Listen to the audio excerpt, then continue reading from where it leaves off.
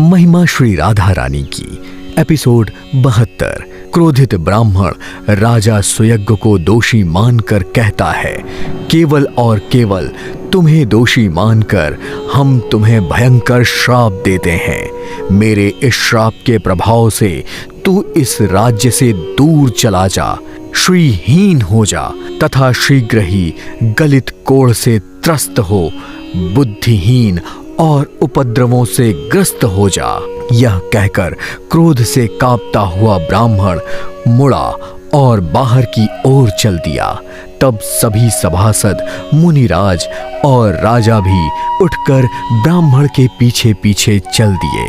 महल के मुख्य द्वार से बाहर निकलते ही राजा सुयज्ञ उस ब्राह्मण के सम्मुख पहुंचे, हाथ जोड़कर भूमि पर बैठ गए और बोले, क्षमा ब्राह्मण श्रेष्ठ, क्षमा, मेरे अपराध को क्षमा करें ब्राह्मण देव।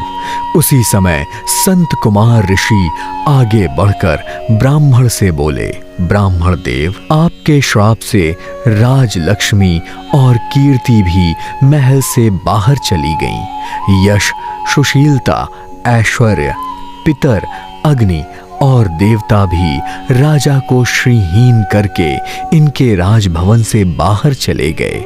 हे ब्राह्मण देव, अब शांत हो जाइए, क्योंकि ऋषिजन, ब्राह्मण और संत पुरुषों का क्रोध क्षण मात्र के लिए होता है। ऋषि संत कुमार जी पुनः बोले, मैं ब्रह्मा जी का मानस पुत्र संत कुमार हूँ। प्रभु के आशीर्वाद से मैं सदैव बालक रूप में ही रहता हूँ, किंतु क्रोध से दूर रहता हूँ। ब्राह्मण को क्रोध से दूर रहना चाहिए, अतः क्रोध त्याग कर राजा को क्षमा दान कीजिए और अपने पवित्र चरणों से राजभवन को शुद्ध कीजिए। किंतु फिर भी ब्राह्मण का क्रोध शांत ना हुआ। तब पुलत्स्य ऋषि, मारीचि ऋषि, अंगीरा, प्रचेता, दुर्वासा ऋषि आदि ने क्रोधित ब्राह्मण को समझाने का प्रयास किया, किंतु सभी विफल रहे।